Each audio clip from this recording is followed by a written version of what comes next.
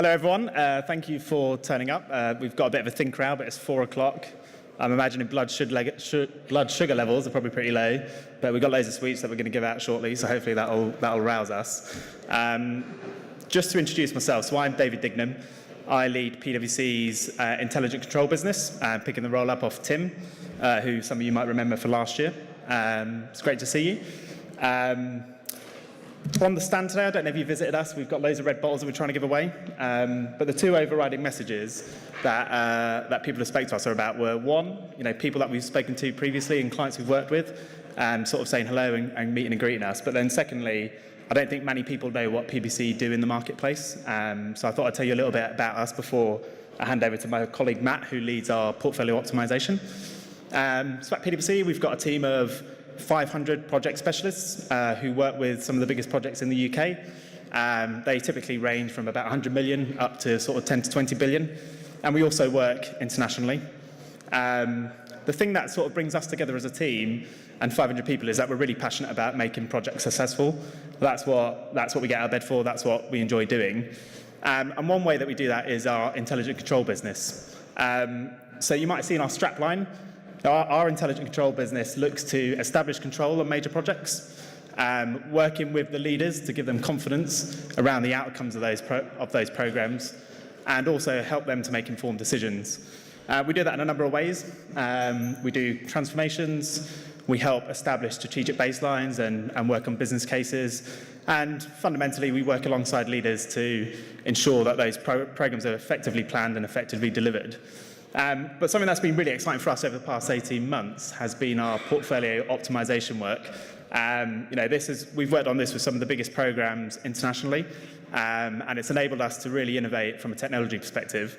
Given that it's 4 o'clock, hopefully it'll be quite an enjoyable session, so bear with us. But I'll come back for questions later, but I'll hand over to Matt, who's going to lead us through. Thanks, David. Good afternoon, everybody. Thanks for coming. My name is Matthew Ward-Close. I also work in the capital projects team at PwC, and I'm going to be spending the next 20-25 minutes talking about portfolio optimization, and then there's going to be some time at the end for some questions if you're interested.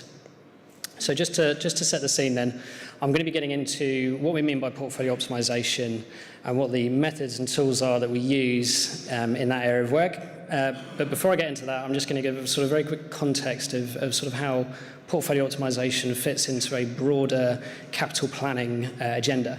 So for businesses to be effective with their capital, they require capability from strategy through to setting objectives, capital allocation and portfolio planning, optimization, and then round into the sort of execution, performance management, sort of review and adjust kind of world. So I'm just going to focus on portfolio optimization. I'm not going to talk to the wider capital planning agenda, but just keep in mind that this isn't the answer to all the world's problems. It's one part of a bigger picture. But I know none of you are really paying attention because all you're interested in is the sweets, so I'm going to get straight to that. Can you still hear me okay? Hopefully you can still hear me. Good. So I've got a little demonstration here to start off with. Bear with me, it's a bit of a metaphor, but it works.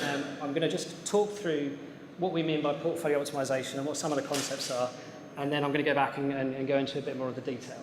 I'm going to use some sweets to try and demonstrate the point. So the mission here is that the sweets represent my projects and my potential investments, and the jar or bowl represents my delivery environment. So what I'm trying to do is maximize the sweets I can get into my delivery constraints and my delivery environment so that I can maximize value from my investments. So I've already done a complex piece of work to prioritize my projects, and I'm going to try and get as many calories as I can, as many sweets as I can into the jar to deliver value to my business or to my stomach in this case. So right at the top, I've got this very dense lump of chocolate. That's my number one priority. That's going to deliver maximum value to my business. I've got some smaller but very important projects here. Maybe they are regulatory or compliance, and so forth down the line. I've been through a process of benefit cost ratio, NPV, the kind of things that I'm sure you'll be familiar with, some form of value for money assessment in order to prioritise my projects. And now, once I've got my prioritised list, that's only part of the problem of creating a delivery plan. The difficult bit is then how do you fit your high priority projects into your delivery environment so you can get maximum value. So I'm going to give it a go. At the start at the front, I can get my number 1 in, I can get my important aviation projects in, and I'm now down to project number 6 or 7, and it doesn't really fit. It's not within my constraints. It costs too much. It doesn't fit within my cash constraints. So I'm going to make some changes. I'm going to spread it over a few more years. I'm going to squish it in that way. A lot more projects here. That's okay. They fit. I've now got this important project. I'm going to cram that in there. Doesn't quite fit. Make some changes. Just about fits. Some more in. And now I'm getting to a place where it doesn't fit anymore. I've maximised my resources. I've run out of room within my delivery environment, and I can't do any of the rest of these projects. This one is too big. Doesn't matter how I try and turn that, it's not going to fit. But I take it out, I can keep putting some more stuff in. I'm going to get that in, and actually we'll reassess. That one's pretty important, and beats the constraints a little bit, but we're just about going to cram that one in. So I've been through a process here. I have prioritised my projects, and I've tried to get my maximum value projects into the bucket.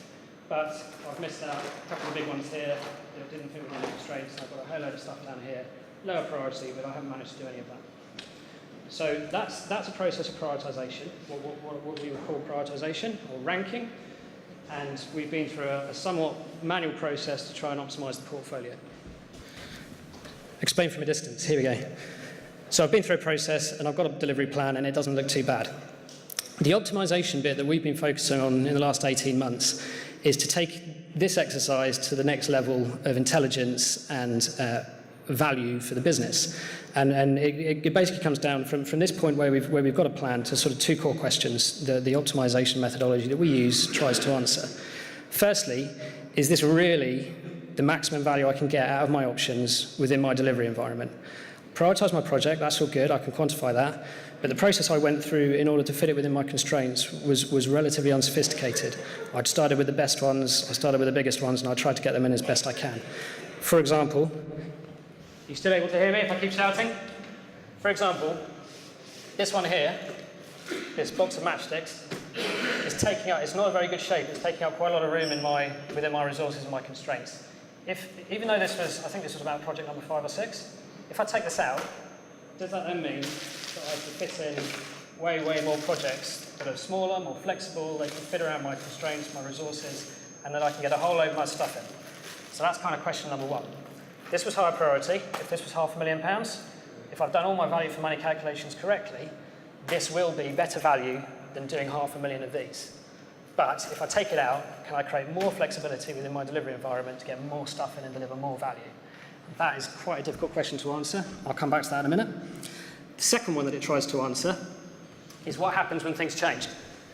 I'm really pleased with this delivery plan. It's taken me 9 months to work it out. It's been a whole load of work, but the world's moved on. My business partner's gone bust. I no longer have access to those resources and that market. Currency fluctuation has changed. I've now got to cut 20% out of my capital. DFT suddenly decided it's not a priority. They're going to delay it for 2 years and cut my funding. This is my new delivery environment. It took me 9 months to get to here. How do I go from here to here? Clearly, that's an extremely complex process. I'm going to have to start from the beginning and go through it all again. So those two points are the core questions that the optimization methodology I'm talking about is trying to answer. So while I take you through the super exciting slide deck, I'm going to hand out these sweets so that you can have a munch on a chocolate. Help yourself.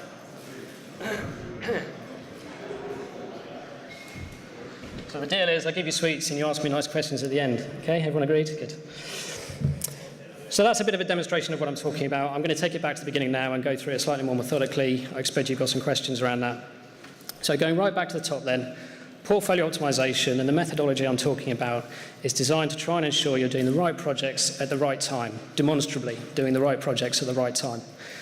It creates a method and a tool set that supports management decisions.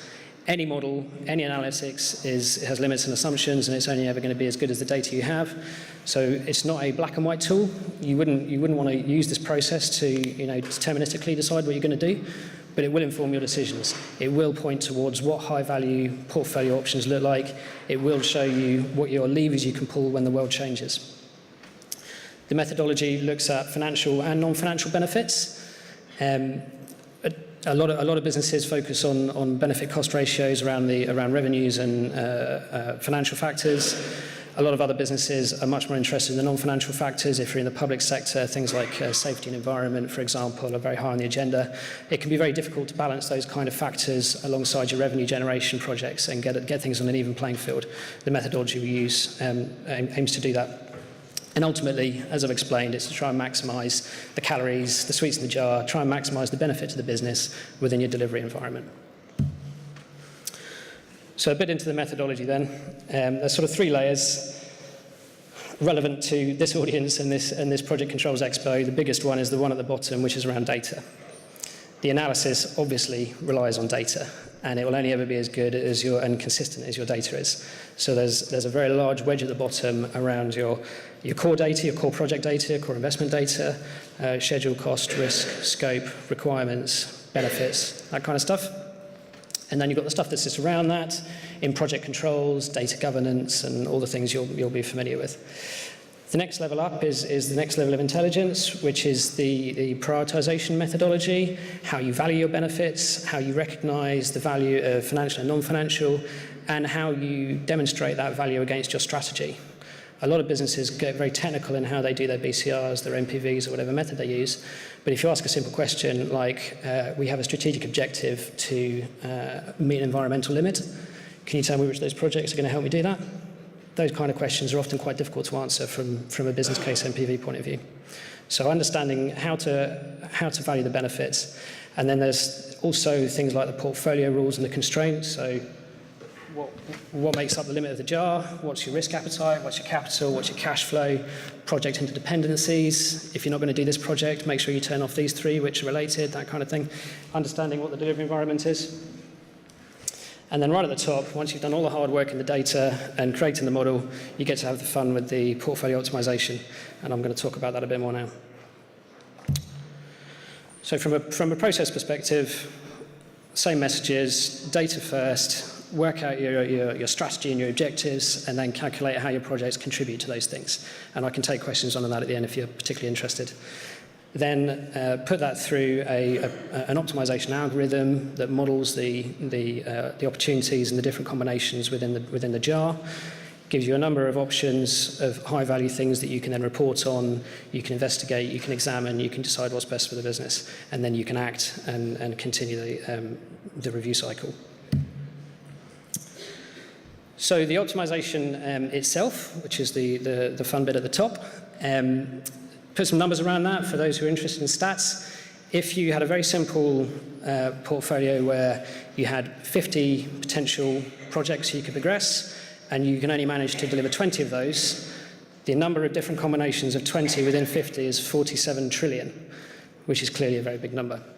And those are deterministic points. So this project starts here, this project costs this much. If you factor in things like schedule variance, early starts, late starts, early finishes, late finishes, acceleration, deceleration, any one of those combinations exponentially increases the number of variables and the number of potential combinations you can have. So the short answer is, even with a relatively small portfolio, there's no way you can optimize that for cash flow manually in a fully maximized way. You need to use some smart analytics to help you do that. But even if you do use some smart analytics, 47 trillion is a big number, and if you're going to use cost variations, stochastic modeling, and any of that kind of funky stuff, the number gets really, really big. And even with some quite smart computers, it's going to take a very long time to work out all those 47 trillion options and tell you which is the best one. So we've adopted a method that uses a learning algorithm.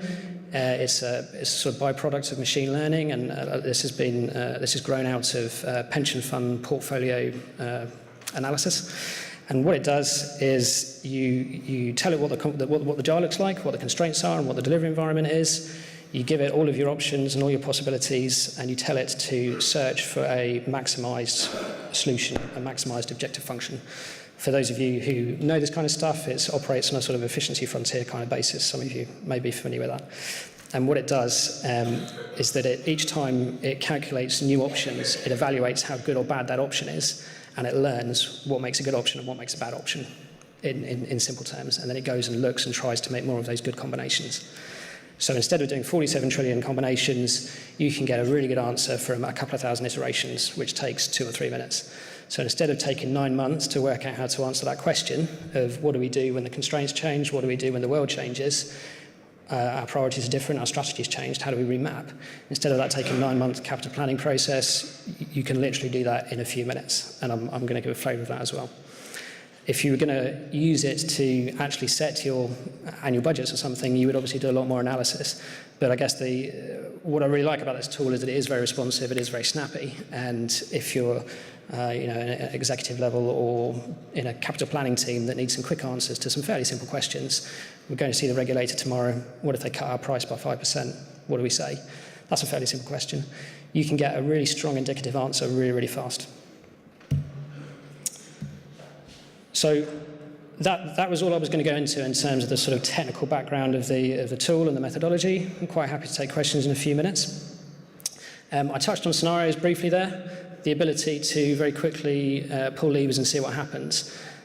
That once all the effort has gone in to the orange and the pink part, where all the labour-intensive effort to figure out, get your data straight and figure out what the portfolio looks like, changing the numbers at the top and moving the levers at the top is very easy and very quick. So you can use this. We've set our annual budgets. In this business unit here, we're thinking of making some changes. Can we quickly run an optimization just on that business unit? Yes, of course you can. So it's very good for those sort of responsive scenarios. So I'm going to finish in a few minutes, so we've got plenty of time for questions. Before I do, I'm just going to flick through some screenshots from some of the dashboards that we've been working with some of our recent clients. It's dummy data before you get excited and try and figure out who it is. And it's also not in sterling, hence the numbers are huge. So what we're looking at here is a sort of landing page for a project planner to try and, or a capital planner to try and evaluate what the results are telling him. So you've got in the white boxes, across the top, the different values. That's the baseline case that you started with, and then the pink ones are the new scenario that the program has optimized. And you can see it's got the up-down arrows, what's changed. The dark blue boxes in the middle are the strategic objectives. So that's the outcomes you're trying to drive from your portfolio. And then the light white boxes underneath, which you probably can't read. You might be able to read if you've got your glasses on. Those are the benefit categories and the value drivers that each of the projects gets calculated against. So for every project option, there's a cascade of calculations that sits behind this screen that says which of these different white boxes that project contributes a benefit to. And that aggregates up to the strategic objectives and how you're doing against those. Getting back to the scenarios, if your strategy changed, one option would be to go back and reevaluate all of your benefit calculations and change what value is to your business. That's obviously a very laborious process. If you're trying to get a quick answer at the top of the shop, you can apply a balanced scorecard to these objectives and just move the numbers around. So we've just come off the back of a program of asset renewal. Safety is probably less of a worry for us now. Can we rank down safety by 20% compared to the other objectives and see what happens, see if we can maximize some revenue by maybe pushing back some of our other safety projects, that kind of thing. So the particular example we're looking at here was very simple. The base case, all I did was reduce the capital over 10 years to by about 25%, I think. And what you can see is that in the middle at the top, the capital cost has gone from 14 billion down to 10 billion, so it's within the constraints, that's good. And the capital spread on the right shows that. In the top left, you can see that actually the benefit hasn't gone down all that much, 464 down to 443, so that's a couple of percent. So the capital efficiency in the top right is massively improved. So although we've reduced the capital, in this particular situation, the baseline wasn't particularly well optimized because we've managed to find a much more capital efficient solution. So this is quite a detailed slide, and you wouldn't normally use this for sort of reporting with a client, but it gives an insight into how the process works. So I appreciate you probably can't read this, but the scatter diagram, what that shows is the x-axis is capital, and the y-axis is benefit. So it's a spread of cost and benefit, and each of these dots represents a portfolio combination that the program considered when it was doing its evaluation. So in this case, I ran it very fast, and I think there's about 800 portfolio dots there. So you started off in the top right. That was the starting condition, which was the baseline. The programme has quickly realised that that exceeds the capital constraints, so it started to go to the left and explore the options that have less stuff in it. And it's clustered around the top in the middle. I can't see the scale, but the budget is about 2/3 of the way through that blue cluster from left to right. So it knows that it's trying to maximise the benefit within the capital constraint. And it knows that these are the kind of solutions that do that, and it's focused a lot of its effort into trying to maximise that value. What's interesting about this spread, what I find interesting about this spread, is that it's quite flat. So from, about 15 billion on the far right of that cluster, it goes down to about 12 billion on the far left. So that's a very big range, right? That's 20% of your budget, and the benefit's hardly changed. So obviously if you were CFO or something, you'd pick one of the ones on the far left that's near the top. That's going to give you the most capital efficient profile. Now, I mentioned earlier that there has to be a level of review and intelligence that goes on top of this. The model's only as good as you made it and only as sophisticated as you made it. It may be that you just signed some contracts that mean you can't do the one on the far left, that kind of thing. You have to do some inspection on that. But it's very accessible, and it gives you some interesting ideas. There's a big digital dashboard drill down that sits behind this. These are just screenshots, so I'm not going to go through them all. But this is a scenario comparison sheet. So it's a waterfall cascade of what the difference is between one scenario and another scenario. And this particular one is on cost, but you could do the same thing on benefit or risk or any of your other constraints. So that's a very quick canter through what we mean by portfolio optimization. And as David mentioned at the start, we've had a lot of traction in the market with this in the last 18 months, and it's been quite a lot of fun sort of getting into this. So in summary, it provides a consolidated view right across the capital portfolio and all the options you might be considering. It allows effective prioritization through the benefit framework, which allows you to do effective optimization and maximize value. And that, in a nutshell, is prioritize, optimize, act. Thank you very much. If you've got any questions, feel free to come and see me, or I'm happy to take them now. Hi, Justice Chair. Very interesting and seems like clever stuff that you've gone through there, which is useful. I'm trying to probably understand in terms of, how you actually break this down into kind of a very simple and practical application. What does that mean? Is that I can understand the planning and modeling and trying to prioritize. How do you make that happen in reality, and how do you actually know or measure performance against what you've actually set out? I think that's what I was coming on. So I think the question was, how do you measure the actual delivery performance against what the original plan was? That's a good question. The methodology I'll talk through now is very much around portfolio selection right at the front end, about choosing what are the best options for investment. It's based on cost forecasts, it's based on benefit forecasts. So it doesn't, this model that we're using here doesn't integrate performance management or benefits realization, for example, which it could if you wanted to take it to that level. What it does integrate, which I didn't show, is that it does integrate risk. So it recognises it's based on forecasts, and there's sensitivity around how likely are we to deliver the project, how risky is it, and how likely do we realise the benefits, how risky is that. So although it doesn't answer your specific question, it does try to give an indicator of whether it's high risk, low risk of achieving the value. The one thing I would add is that I think, bringing this back to the Expo and project controls, right? That orange layer at the bottom, which is all the data. This is a tool that should be embedded in the heart of sort of capital planning and the data. So that orange data should become more intelligent as you get performance data on how you're delivering. So in a fully optimized controls environment, those data sets should be talking to each other, such that the learning that you get from delivery goes into those baseline figures that you're using to determine the optimization. Now, I think it's fair to say that in the 18 months we've been doing this on some very big portfolios, and we're now getting to the stage with our clients where they're beginning to bring in the learning from performance into the planning, and that's we're looking forward to working on with our clients going forward. Great. obviously, I know you guys are saying that this is something that you've started recently. How is this been taken in terms of in the market, in terms of the clients? I mean, are they actually receptive to this, and do they understand it, and they see the benefit? And any example of clients? So the question is, how are the clients reacting to this, and how are they recognising the benefit? So in what we found in the projects that we've done, that in the first instance, the most benefit comes from sorting out the benefits framework and really understanding transparently how the different investments map to strategy. That's a big step forward for most of the big clients that we've worked with. And that's not re-optimization, that's just good benefit planning. So there's a big step forward there. On the optimization side, we've had success where we've used this to shadow the existing capital planning process. So you wouldn't just turn off what you're doing and then start doing this.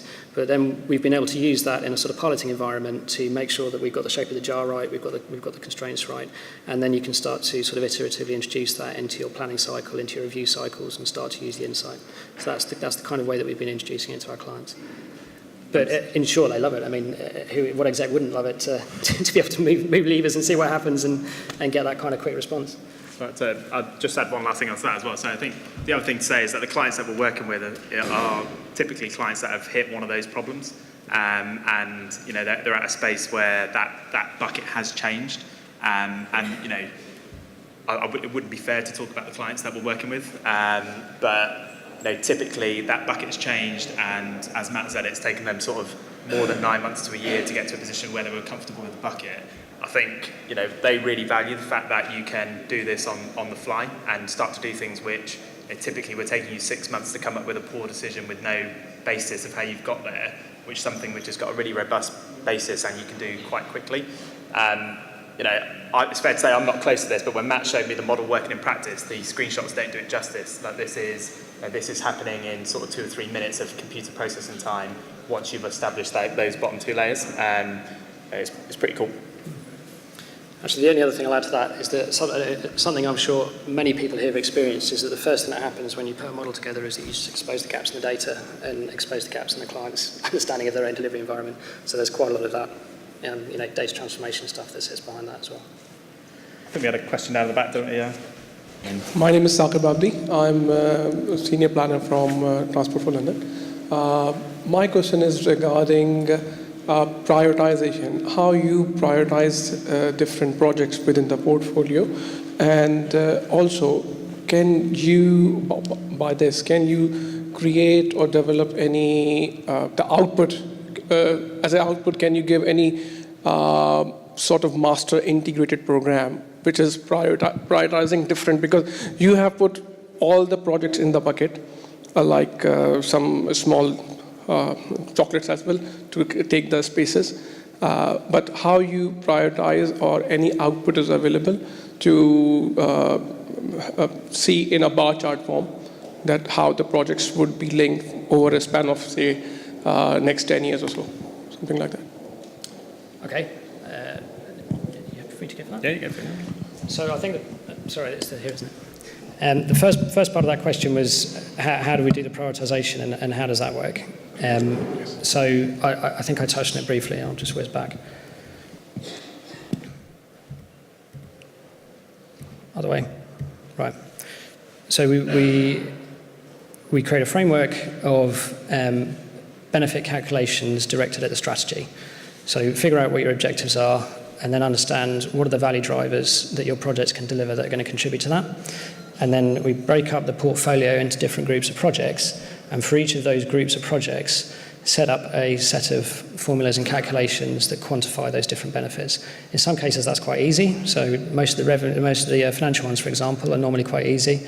Businesses typically have mechanisms to calculate, new profit, new revenue from projects, stuff like that. Cost reduction in maintenance, that kind of thing. That's quite easy to quantify. And you can do a calculation.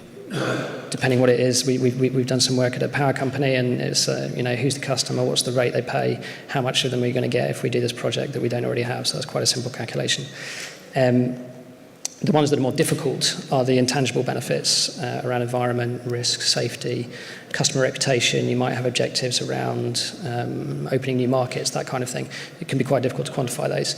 Having said it's difficult, there are obviously ways. There are methods to quantify risk, for example. I expect there are experts in the room who could talk about that. There are methods of quantifying safety or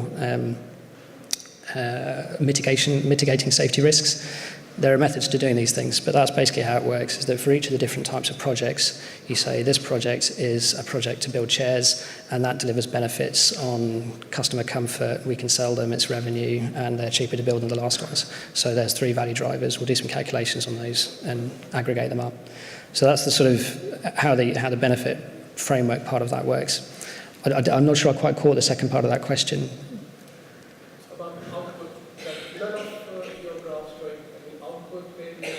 Bar chart form or a Gantt chart form showing what would be the priority of the projects one after the other.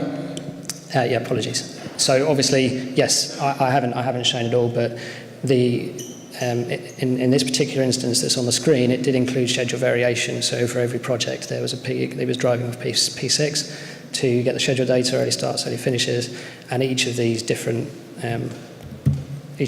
dots will have a different combination of projects and a different Gantt chart and a different master plan. And it's not shown here, but that's all accessible. And what about the cost reduction scenarios if we have a target of about 10% budget cuts or something like that?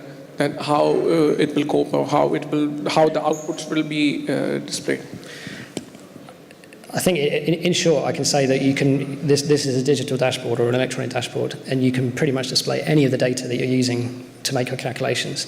Any of the core project data, cost, risk, constraints, how close you are to KPIs, interest rate exposure, labour rates exposure. If you've used that data to calculate how good or bad your projects are, you can display any of that. You can do cost breakdowns, schedule breakdowns, any of that. So that's just how much effort you put into the interfacing and the reporting. Does that make sense? Sure. So it means this is already embedded in this program, that if you input 10% cuts, then it will show the variations when we can compare different scenarios. Can we? Yes. So in this case, we've used an optimization platform which has done the calculation, and that's exported all of these scenarios that it's calculated into a flat file, an Excel file, and this is actually Power BI, I think, we've used to put this together. So that's just importing the data from the model, and you can chop and change and cut and display that output however you want. So it means you don't have to do any to alter that program accordingly. It is already embedded to cope with different reduction scenarios. Yes. It's already built in there. Well, you have to configure the program to show you what you want to see, but the capability is there, yes. Thanks, David and Matt, for this interesting presentation. My only worry here, this looks like more on the portfolio level, portfolio planning, selection, prioritization of projects and all. And what you have clarified that the real-time monitoring will not happen in this tool. So one time you'll prioritize it, and maybe next quarter you'll prioritize it again, and so on and so forth. From technology point of view, does this tool communicate with any of the ready-made tools like Primavera or Oracle or Unifier maybe, or MS Project, or any other available tool which can take the data back from that tool? Just, you don't have to do anything, just a communication platform I'm talking about.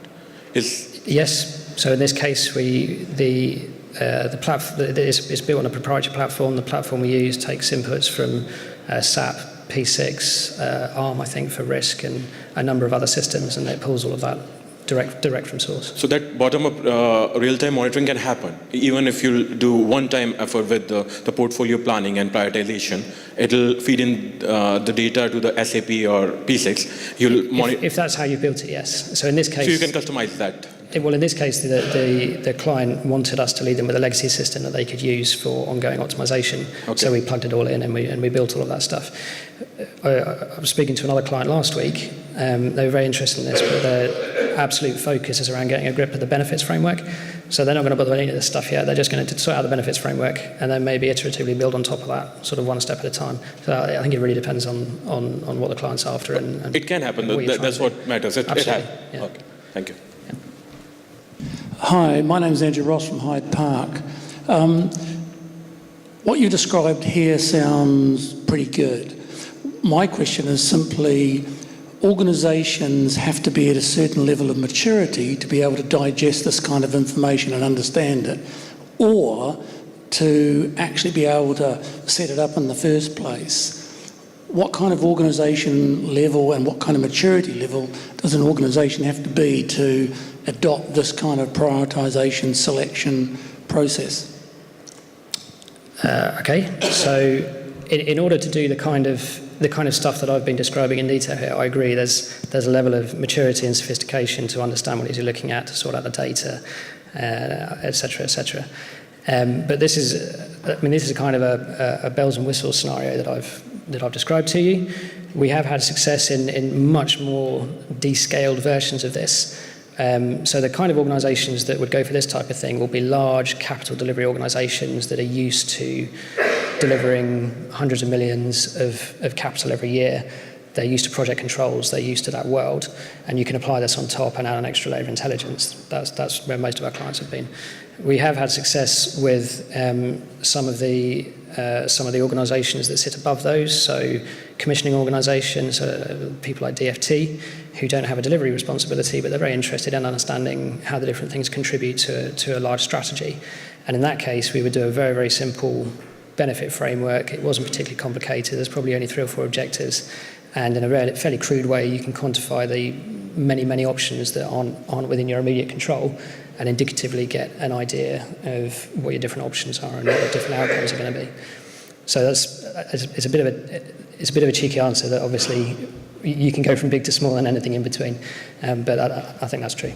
I might just add one thing to that, actually. So I think, if I think back to what I started with around, what we think about in projects, there's a couple of steps, right? So establish control, start to instill confidence in what you're doing, and then make informed decisions. And I think if you're running a portfolio or you're running projects where fundamentally you don't have confidence in that underlying baseline data, you go back to that simple place with all systems, right? It's only as good as the data you put into it. And in the first instance, we'd work with clients to improve the quality of that data in which you're going to make those decisions against. So this would be further down that journey of sort of having confidence in fundamentally what you're doing and how you're performing. You would not want to jump into this in the first instance if as a leadership team you weren't confident in what you were reporting and what your people were telling you. So when you say that you compare the benefits outcomes, in optimization, so like a public sector like defense, transport, how they will do benefit optimization, because their benefit may not be always directly can convert into money. They have like a long plan which cannot be just like a vision for next election after they will do those kind of infrastructure changes.